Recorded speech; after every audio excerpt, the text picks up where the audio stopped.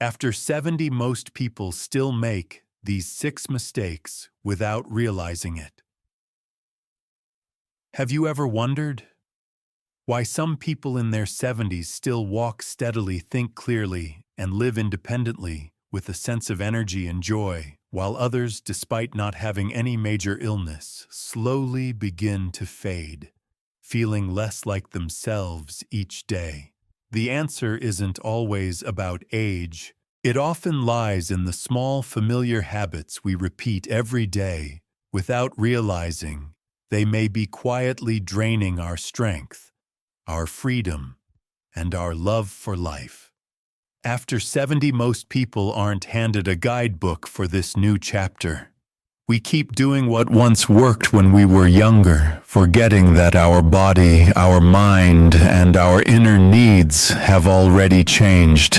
In this video, you'll discover 6 seemingly harmless habits that may be working against you, and more importantly, how to let them go gently, mindfully, and with deep self-respect. If you're ready to not just get through this stage of life, but truly live it with clarity and strength, hit like and subscribe to walk this journey with us.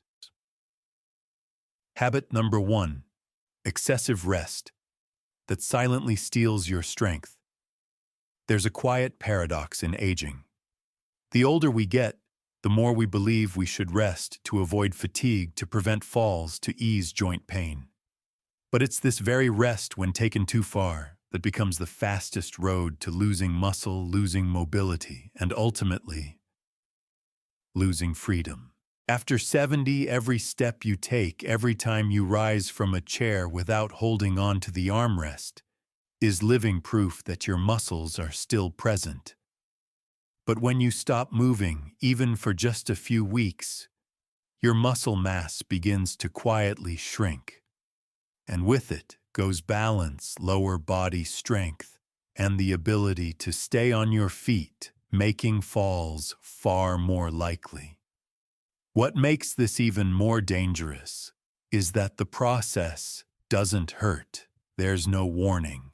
You simply start to notice it takes longer to stand up. You need the handrail on the stairs. Your back aches after just a few minutes of walking. No one's asking you to go to the gym or lift heavy weights. What your body needs are small, gentle movements each day. Standing up and sitting down from a chair, rising on your toes at the sink, walking slowly around your yard. These simple motions may be the strongest medicine you can give your body to fight back against weakness. You don't need the strength of your 30s, but you do need enough muscle to walk with confidence. Stay independent and keep living on your own terms. Your body doesn't need complete rest. It needs you to keep moving gently, steadily, and with deep respect for the strength still within you. Habit 2: eating from memory, not from today's needs. When you were younger, you could enjoy 3 hearty meals a day, eating whatever you liked without much consequence. But after 70, your body no longer runs on the same operating system it did at 40. And if you continue to eat the way you always have, what once felt just right, you may be forcing your body to carry a load it can no longer handle. This is one of the most common mistakes, not because you're eating too much, but because you're eating from memory, from habit, rather than truly listening to what your body needs now. After 70, digestion slows, enzymes decline, and nutrient absorption weakens. You may need fewer calories overall, but you need more of the right nutrients: easily digestible protein, fiber, B vitamins, and omega-3s. A heavy meal with red meat, starch, and salt might leave you feeling full, but also sluggish, bloated, or sleepless later that night. That's not just getting old.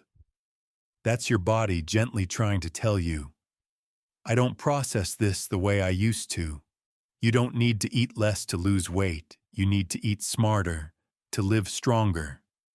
Swap volume for value. Lighten the load, add greens, healthy fats, and juicy fruits. And most importantly, listen to the real signals from your body, not the clock and not the habits from 30 years ago. A small change each day can become the beginning of a new relationship with yourself, one that is gentler, wiser, and rooted in care. Habit number 3, withdrawing into loneliness and losing touch with emotion. After 70, many people begin to retreat from the world so quietly they barely notice it happening. Not because they no longer care, but because they've started to believe no one really notices me anymore. And then one missed phone call, one declined invitation, one postponed trip to the store. Each becomes a small step in a quiet spiral of isolation. Loneliness at this age isn't loud, it just makes you speak less and think more. You start to forget what day it is. You no longer feel like putting on your favorite outfit. And slowly your heart begins to grow still, in a way that feels almost frightening. But loneliness doesn't just touch your emotions. It affects your health. Without connection, your brain loses vital emotional exercise, leading to a higher risk of depression, memory loss, and even heart problems. Connection doesn't have to be noisy. Sometimes it's just a weekly phone call, a light yoga class, a trip to the market with an old friend, or a simple goodnight message sent from your phone. These small connections are like emotional nutrients, reminding you that you're still alive, still needed, and still able to give something beautiful. You don't need a crowd, but you do need at least one person to remind you that you still matter. Don't let the quiet of aging become the silence of being forgotten, because the moment you open your heart again, the world is still out there waiting to greet you with a warm smile. Habit number 4, ignoring small signs until you lose control of your health. People often fear big diseases, but it's the small signs they ignore the most, brushing them off as just part of getting older. A little fatigue after a meal, a brief spell of dizziness when standing up, a slight heaviness in your back that wasn't there yesterday. All of it gets pushed aside, postponed, forgotten with that all too familiar phrase, I'm sure it's nothing. But after 70, your body doesn't shout its warnings. It whispers. It no longer signals with pain that stops you in your tracks. It speaks in soft, subtle shifts. And if you don't learn to listen to those whispers, they will slowly turn into louder alarms, into pain, into complications, into consequences. You can't reverse. A small episode of dizziness might be the first sign of low blood pressure. A patch of numbness in your foot might signal the onset of peripheral neuropathy. A persistent swelling could be tied to heart issues.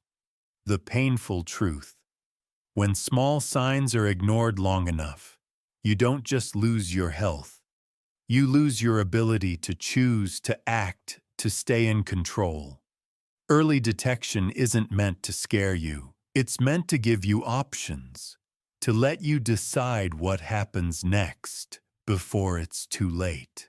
It's like spotting a leak in your home. Fix it early. It's a simple patch. Leave it alone. It might destroy the very foundation. You don't have to become paranoid. You just need to become someone who cares, someone who loves themselves enough to pay attention. Not out of fear, but out of deep respect for this body that's carried you through so much. and for the people who still need you, present, healthy, and whole. Habits number 5, relying too much on memory and rejecting technology. Losing 2 silent helpers. Many people over 70 carry a quiet belief. I've always had a good memory. I don't need to write things down, or technology is too complicated. I don't need it. But these beliefs, though rooted in dignity and pride, are quietly making life after 70 harder than it needs to be. Memory is a treasure. But after a long journey, even the greatest treasure begins to wear. Not because you've become weaker, but because the brain now needs rest between the miles. You might forget an appointment, skip a dose of medication, or not recall whether you locked the door. Each of these little slips, when repeated, slowly chips away at the sense of independence you once took pride in. Then comes the refusal of technology. Because it feels unfamiliar, intimidating, or simply not for someone your age. But here's the truth. Technology is no longer just a playground for the young. It's quietly becoming one of the most practical, powerful companions for older adults. A simple phone can remind you to take your medication. An app can keep track of your doctor's visits. A video call can bring your grandchildren into your living room within seconds. No one is asking you to become a tech expert. But rejecting technology entirely is like refusing a walking stick when your legs begin to tremble just because you used to walk fine on your own. Being proactive doesn't mean doing everything by yourself. It means using the tools available to live smarter, lighter, and freer. Writing things down doesn't make you less sharp. Learning how to use a phone doesn't make you older. In fact, it's the clearest sign of someone who chooses to keep growing, even as the world changes. Choose what's right because you deserve to live fully. No one ever taught us how to live after 70. There's no handbook that tells you how to eat, how much to rest, how to move, or how much connection is enough. So it's easy to keep repeating the things we once knew, even when our bodies, our memory, and our emotions have quietly changed over time. The 6 habits we explored today are not bad. At one point in your life, they were the right choices, but what makes you truly strong isn't holding on to what once worked. It's having the courage to recognize when something no longer serves you, and the grace to let it go. You don't have to change everything overnight. Just each day, add one small movement, one lighter meal, one gentle message to someone you care about. One action to tune into your body and subtract a little doubt about your ability to adapt and grow. Because in the end, health isn't just about living longer. It's about living in alignment with the values that still matter to you. It's knowing you still have choices, still hold the steering wheel, and still have the power to shape the years ahead with depth, intention, and a spirit of freedom. If you saw a part of yourself in today's video, tap like just to remind yourself that you're still choosing to live positively every day.